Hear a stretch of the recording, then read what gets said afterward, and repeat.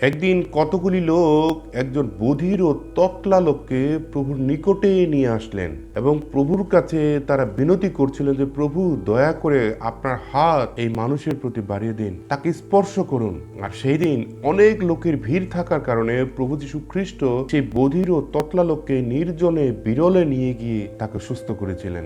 এবং এই ঘটনাটি ঘটার পরে সেই লোকেরা প্রভু যীশু খ্রিস্ট যে কাজ করেছেন এই কাজের ঘটনা তারা অনেক লোকের কাছে প্রকাশ করেছিলেন, কিন্তু প্রভু তাদের সেদিন বলে দিয়েছিলেন যেন এই ঘটনার কথা কারো কাছে তারা না বলে, কিন্তু তারা অনেক লোকের কাছে প্রকাশ করেছেন। বন্ধুরা, সেই ঘটনা থেকে কি শিক্ষণীয় আছে আজকে আপনাদের সামনে প্রকাশ করতে চাই। আমরা যদি মার্ক লিখিত সুসমাচার 7 অধ্যায় 32 থেকে 37 পদ পড়ি, এই শাস্ত্রাংশের মধ্যে এই ঘটনাটি পাওয়া যাবে। আসুন আমি ধাপে ধাপে আপনাদের সামনে এই ঘটনা থেকে কি শিক্ষণীয় আছে সেটি স্পষ্টভাবে প্রকাশ করি। বন্ধুরা, পবিত্র বাইবেলে লেখা আছে, লোকেরা একজন বধির ও ততলা লোককে প্রভুর নিকটে নিয়ে আসলেন। বধির বলতে যে কানে কম শুনে, ততলা যে স্পষ্টভাবে কথা বলতে পারে না, কথা বলতে গিয়ে তার ভেঙে ভেঙে যায়, সেই লোককে প্রভুর কাছে নিয়ে আসলেন, প্রভুর নিকটে নিয়ে আসলেন। এই বাক্যটি শিক্ষা দিচ্ছে কাউকে সুস্থ হবার জন্য প্রভুর নিকটে আসা দরকার এবং কাউকে সুস্থ করার জন্য কারো সহযোগিতা দরকার।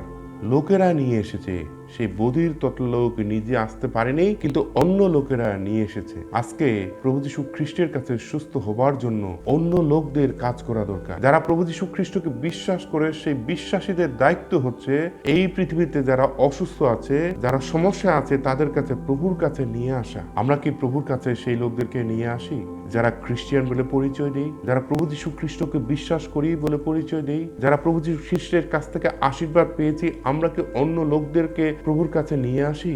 পবিত্র বাইবেল শিক্ষা দিচ্ছে যেন আমরা অন্য লোকদেরকে প্রভুর কাছে নিয়ে আসি। আজকে অন্য লোকেরা নিয়ে এসেছে, সে নিজে আসেনি, কিন্তু তাকে নিয়ে আসা হয়েছে। এই দায়িত্ব আজকে আপনার আমার পালন করা দরকার। আপনার আমার অন্য লোকদের কাছে বলা দরকার যে প্রভুর কাছে চলুন। আপনি যদি সুস্থ হতে চান, যিশুর কাছে চলুন। যিশু আজকে আপনাকে আমাকে সুস্থ করতে পারেন। সেদিন যেভাবে এই বধির ও ততলা লোককে সুস্থ করেছেন, আজও করতে পারেন। কিন্তু অনেক খ্রিস্টিয়ানরা আমরা চুপ করে থাকি, প্রভুর এই আশ্চর্য কাজের ক্ষমতা আমরা প্রকাশ করি না। বন্ধুরা, ক্ষমতা প্রকাশ করা দরকার এবং লোকদেরকে প্রভুর কাছে নিয়ে আসা দরকার। আমরা যদি অসুস্থ লোকদের প্রভুর কাছে নিয়ে না আসি, তাহলে সেই লোকেরা কিভাবে আশীর্বাদ পাবে? আজকে পৃথিবীতে কত অসুস্থ মানুষ আছে, তাদেরকে সাহায্য করার জন্য আমাদের এগিয়ে আসা দরকার। প্রভু আজকে তার বাক্যের মধ্যে দিয়ে আমাদের চোখে আঙ্গুল দিয়ে দেখিয়ে দিচ্ছেন যে আমরা কি করছি। সেদিন সেই সমাজকে তিনি শিক্ষা দিচ্ছেন যে দেখুন কিভাবে অন্য লোকেরা একজন বধির ও ততলা লোককে প্রভুর কাছে নিয়ে এসেছে এবং তারা নিয়ে এসেছে বিধায় ওই লোকটি সুস্থতা পেয়েছে।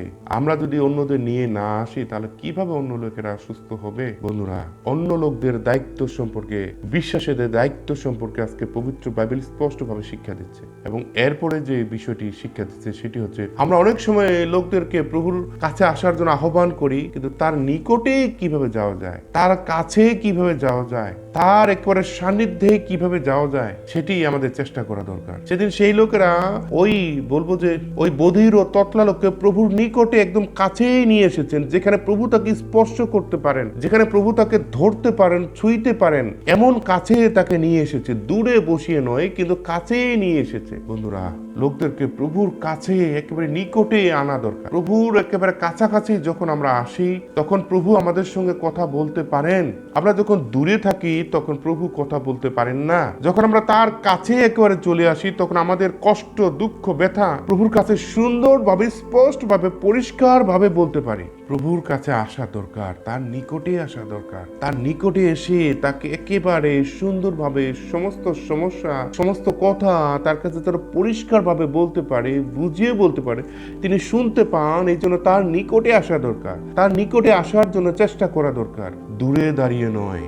দূরে দাঁড়ানো মানে সন্দেহ, সংকোচ। একেবারে নিকটে আসা মানে গভীর বিশ্বাস, আগ্রহ যে প্রভু, এই আমি তোমার সমস্ত বিষয় আমি মনোযোগ সহকারে শুনতে পাচ্ছি, তোমাকে দেখতে পাচ্ছি, তোমাকে বুঝতে পারছি, তোমার প্রতি আমার সম্পূর্ণ মনোযোগ আছে। যখন প্রভুর কাছে আসি, তখন সম্পূর্ণ মনোযোগ তার প্রতি থাকে, সম্পূর্ণ আগ্রহ তার প্রতি থাকে। তিনি আমার সামনে থাকেন, তাকে ছাড়া আমি আর কিছুই দেখতে পাই না। তিনি আমার সব, তিনি আমার রক্ষাকর্তা, তিনি আমার উদ্ধারকর্তা, তিনি আমার মুক্তিদাতা।